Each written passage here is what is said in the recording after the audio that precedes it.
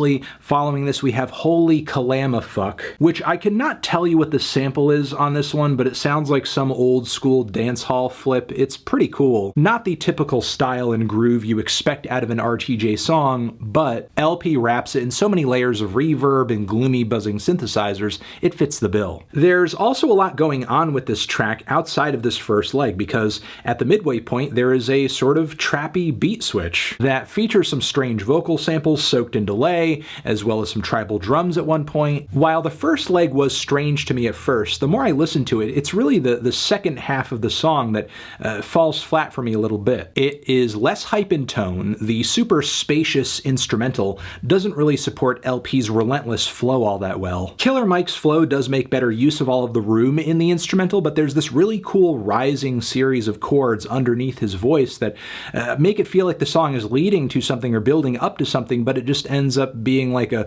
rug pulled out from under you moment when the song just ends abruptly. There are some issues for me on Goonies vs. E.T. as well. The pitched down refrains that LP brings to the table on the hook just come off so awkward to me. It's not the only subpar chorus on the record either. I think the Ground Below has one as well that is just a little chunky, clumsy, doesn't really roll off the tongue in a smooth and very earwormy type of way. But anyway, on this Goonies track, LP is such a dominating force that we don't really hear from Killer Mike until the song's final moments. It ends up feeling like an LP song featuring Killer Mike, honestly. There are elements of the beat that I like, and the respective performances of Killer Mike and LP are both good, but with a forgettable chorus and weak pacing, it just could have been more exhilarating. By comparison, I found Walking in the Snow to be much more grimy and hard-hitting. This track also sees RTJ crossing paths with Gangsta Boo of 3 6 Mafia fame once again, which for me is fantastic because she is easily one of my favorite features from RTJ2. The hook on this one is pounding lyrically. I love LP and Killer Mike's depictions of the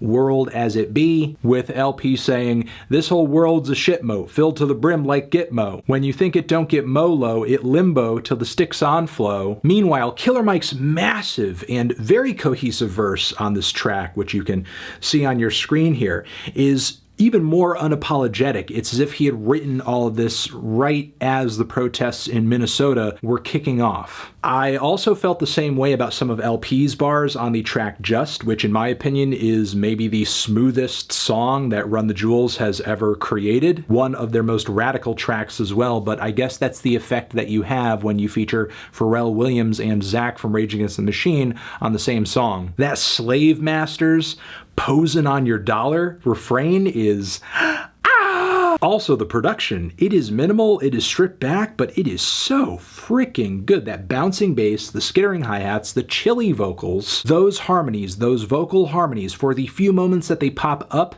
they mean the world. Meanwhile, the lyrical focus on the track is on our unjust economic system, given everything else Killer Mike and LP have to say on this record.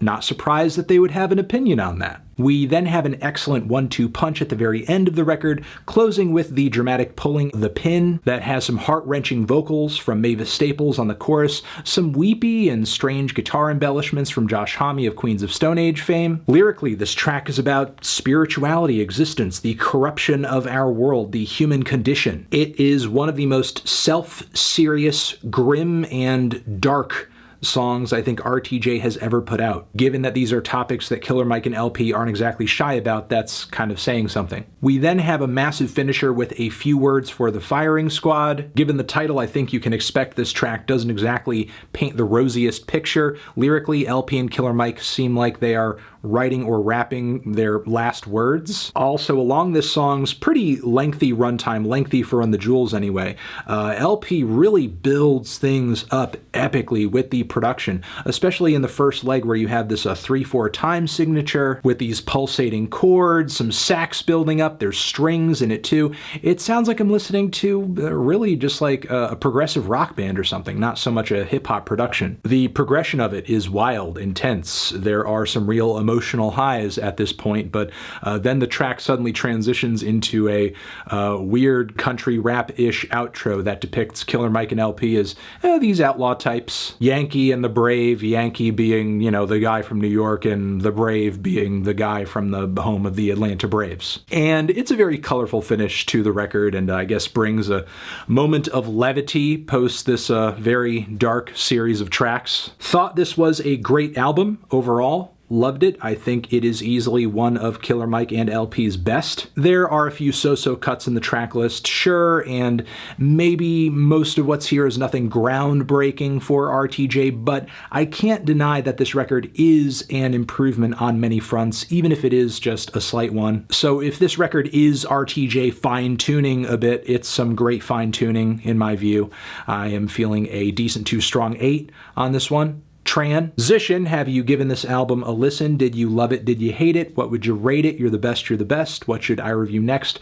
Hit the like if you like. Please subscribe and please don't cry. Hit the bell as well. Over here next to my head is another video for you to check out. Hit that up or the link to subscribe to the channel. Anthony Fantano, run the jewels forever.